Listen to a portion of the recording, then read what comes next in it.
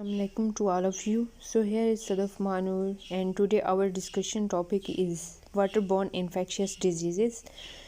In this category we will study all kinds of waterborne diseases.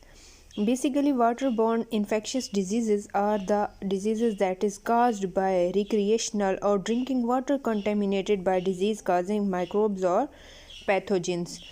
यहाँ पर जो pathogens होते हैं हमारे पास ये ऐसे पोल्यूशन काजिंग एजेंट्स होते हैं जो हमारे वाटर की क्वालिटी को बुरी तरह से डिसरप्ट कर देते हैं।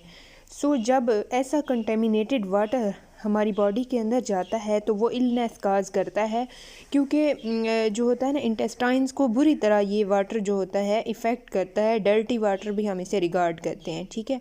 तो ये वाटर बॉर्न डिजीज़ होती हैं जो पोल्यूटेड वाटर पीने से होती हैं बॉडी में। और कुछ वाटर बॉर्न डिजीज़ ऐसी होती हैं जो पर्सन टू पर्सन वेरिएट करती हैं। कुछ ऐसी होती हैं डिजीज़ एयर बॉर्न डिजीज़ जिन्हें कहा जाता है, तो वो क्या होती हैं, हवा के ज़रिए फैलती हैं एक इंसान से दूसरे इंसान की तरफ।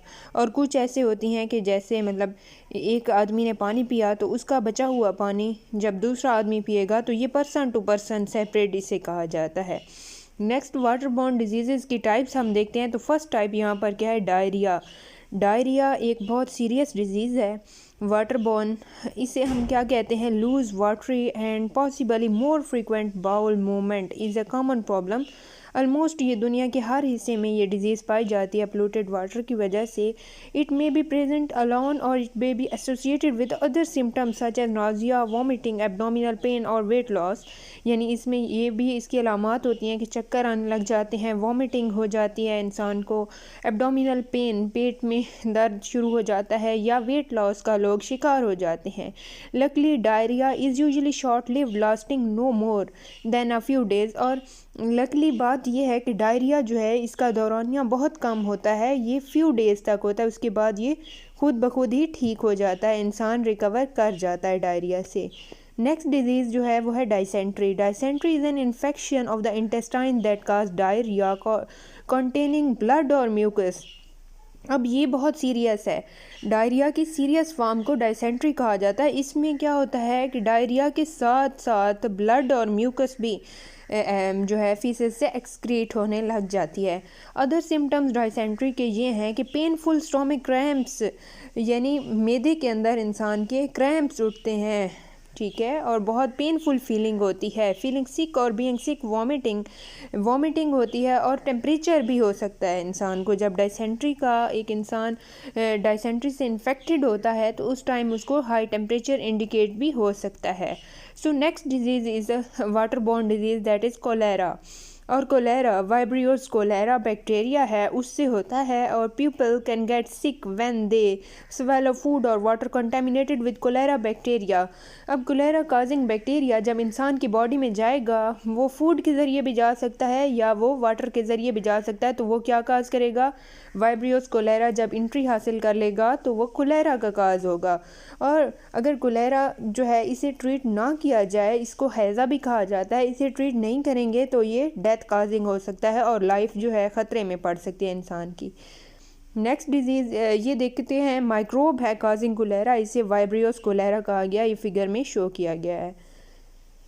नेक्स्ट डिजीज़ जो है वाटर बॉर्न वो है cryptosporidium. Cryptosporidium some time informally called crypto भी इसे कहा जाता है, is a genus of apicomplexan parasitic alveolates that can cause respiratory और गैस्ट्रो इंटेस्टाइनल इलनेस। मैदा ख़राब होता है और इंटेस्टाइन भी बुरी तरह से इफ़ेक्ट होती हैं, that primarily involve watery diarrhea and sometime with a persistent cough। और क्रिप्टोस्पोरिडियम की अलामात क्या हैं कि वाटरी डायरिया होता है, इसके अलावा क्या हो सकता है कि परसिस्टेंट कफ भी हो सकती है, आपको खांसी का शिकार भी आप हो सकते हैं क्रिप्टोस्पोरिडियम में। उसके बाद नेक्स्ट है फ्लोरोसिस। फ्लोरोसिस जब जो है फ्लोरीन की कंसंट्रेशन बॉडी में बढ़ जाती है तो हमें पता है कि फ्लोरीन क्या है, मोस्ट इलेक्ट्रोनेगेटिव एलिमेंट है, तो उससे क्या हो जाती है fluorosis. Dental fluorosis is a condition that causes changes in the appearance of tooth enamel। Enamel हमें पता है कि हमारी बॉडी का हार्डेस्ट पार्ट जो है वो क्या है, टूथ इनेमल है। तो जब इनेमल के अंदर चेंजेस आ जाती हैं तो इससे डेंटल फ्लोरोसिस रिजेंबल होती है। It may result when children regularly consumes fluoride during the teeth forming years, age 8 and younger. यानी 8 साल की एज में या इससे छोटे जब होते हैं चिल्ड्रन, तो वो क्या करते हैं, कंज्यूम कर रहे होते हैं फ्लोराइड्स की बहुत ज़्यादा मिकदार, तो वो फ्लोरोसिस डिजीज़ काज होती है और ये भी वाटर बॉर्न डिजीज़ है। नेक्स्ट डिजीज़ है हेपेटाइटिस। हेपेटाइटिस को जनरली हम इन्फ्लेमेशन ऑफ लीवर भी कहते हैं, और लीवर हमें पता है जैसे कि हमारी बॉडी का बहुत वाइटल ऑर्गन है और लार्जेस्ट ग्लैंड भी है बॉडी में, और लीवर ही वो ऑर्गन है जिसके अंदर रीजनरेशन की पावर बहुत ज़्यादा है बाकी तमाम ऑर्गन्स की निस्बत। तो जब लीवर हमारा क्या हो जाता है, इन्फ्लेम्ड और डैमेज हो जाता है, तो उसके फंक्शन अफेक्ट हो जाते हैं बुरी तरह। Heavy alcohol use, toxin, some medications and certain medical conditions can cause hepatitis. बाज़ औक़ात ऐसे होता है कि इंसान उस बीमारी का जिससे वो शिकार हैं उसका इलाज करने की बजाय और बीमारी का यानी विदाउट एनी टेस्ट वो अंदाजे पे दवाई लेते हैं, तो उससे क्या होता है, हेपेटाइटिस के चांसेस बहुत बढ़ जाते हैं, क्योंकि लीवर इन्फ्लेमेशन काज कर लेता है, क्योंकि लीवर का काम क्या है, डिटॉक्सिफिकेशन करना है, ठीक है। तो लीवर हमारा जब इन्फेक्ट हो जाता है तो उसकी इन्फ्लेमेशन से क्या होता है, हेपेटाइटिस काज हो जाता है। सो नेक्स्ट डिजीज़ क्या है, हुकवर्म डिजीज़। हुकवर्म भी इंटेस्टाइनल डिजीज़ है, blood feeding parasitic round worm होते हैं हुकवर्म, वो काज करते हैं इसको हुकवर्म को। Hookworm infection is found in many part of the world and in common areas with poor access to adequate water, sanitation and hygiene. जिनकी hygienic power जो है कंट्रीज़ की इतनी अच्छी नहीं होती, या जिनका वाटर जो है वो साफ़ नहीं होता, या सफाई सुथराई का निज़ाम नहीं होता टॉयलेट्स वगैरह में, तो उनके अंदर हुकवर्म, ये एक पैरासाइटिक वर्म है, ये ग्रो करता है और ये डिजीज़ काज करता है वाटर बोर्न। नेक्स्ट है हमारे पास जॉन्डिस।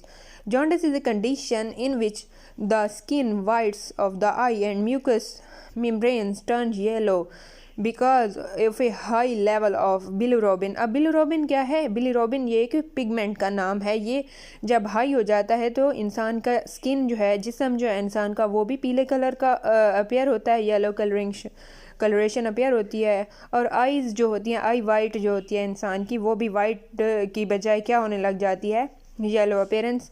तो ये क्या होता है कि बिलिरुबिन की वजह से होता है, और ये क्या है, येलो ऑरेंज बाइल पिगमेंट है। Jaundice has many causes including hepatitis, gall stones, tumours की वजह से भी हो सकता है। In adults jaundice usually does not need to be treated. Next हमारे पास जो लास्ट डिजीज़ है वो क्या है, वाटर बॉर्न डिजीज़ टाइफाइड है। टाइफाइड टाइफस वायरस होता है, उससे ये होती है, और ये पर्सन टू पर्सन सेपरेट भी होती है। Typhoid fever is a bacterial infection that can separate through out the body affecting many organs.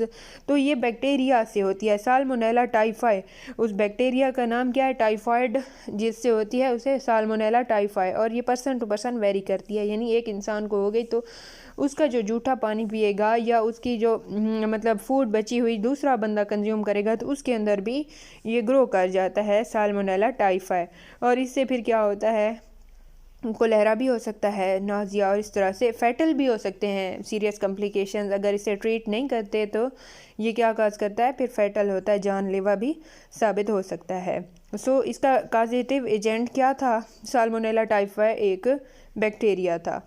So next है हमारे पास prevention of water borne disease जो है, इनसे ये है कि ड्रिंक बोटल्ड वाटर करना चाहिए। इसके अलावा जो है हाथ धोने चाहिए, वॉश हैंड्स रेगुलरली, और डिटॉल का यूज़ जो है मैक्सिमम करना चाहिए, और फ्रूट्स जो है उन्हें ढाँप कर रखना चाहिए, ठीक है। इसके अलावा foods should be cooked thoroughly, तो कच्ची सब्जियों पर रिलाई नहीं करना चाहिए बल्कि उन्हें सही तरीके से कुक करके इस्तेमाल करना चाहिए। So these were the preventions of waterborne infectious diseases, and if you have not subscribed to my YouTube channel, then kindly press the bell icon and subscribe for latest updates. Thank you very much.